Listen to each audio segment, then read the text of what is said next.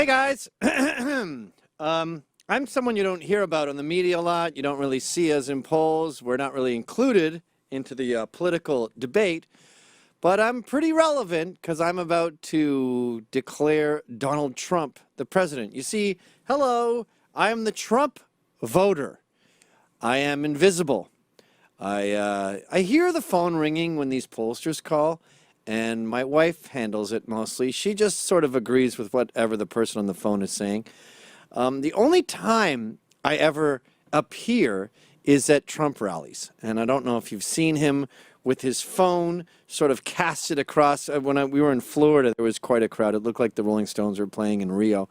But for the most part, I've sort of stayed out of the political game, and that's because you guys have just made such a mess of it for so long. It's been a quarter century I've been ignoring you people.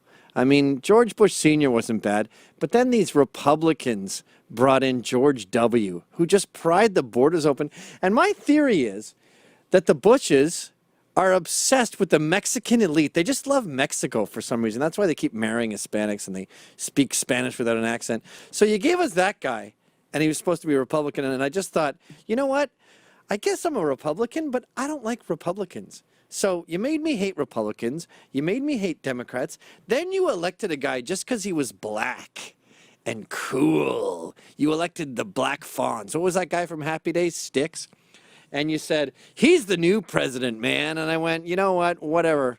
I'm not interested anymore. And I got on with my life and I gave up on the White House. You never talked about immigration. You talked about how this country was built on immigration, all these dumb platitudes. And then Donald Trump showed up and he said, you know what? I'm sick of this globalism. I want to support American nationalism. I want to support exceptionalism.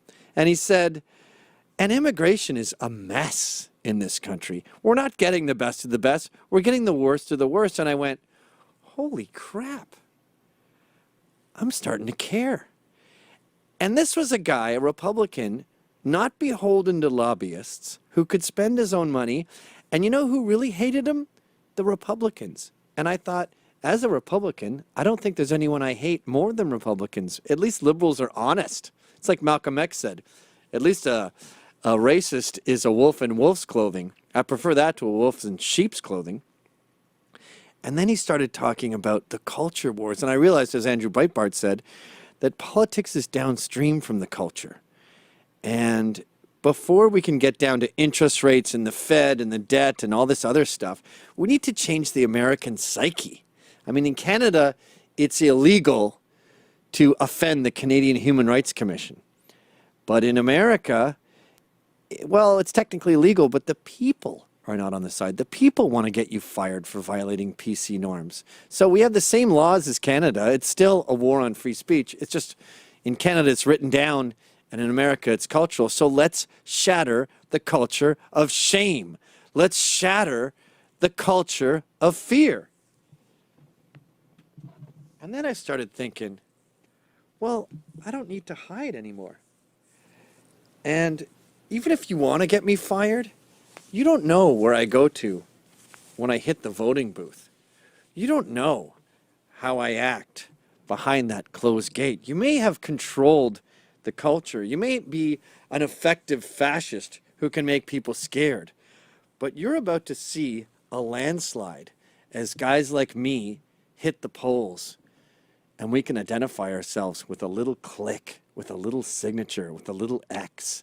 All of a sudden, you're going to realize that this Trump guy that you don't think exists, this Trump supporter that you think is some dumb racist, he's actually everything. He's America. We are voting for Donald Trump in a landslide because we haven't left the couch in a quarter century. If Romney had the same demographics that Reagan had, he would have won in a landslide. He didn't have the same demographics because guys like me didn't get off the couch. Well, we're getting off the couch and we're going to win. We let you guys drive the boat for a while and you screwed up. So we're back at the helm, going starboard toward winning. Get in the car, pussy. We're making America great again. Hi, folks. That was a Rebel Media short. I have my own show on Rebel Media called How's It Going? You got to pay for that one. Check it out right here.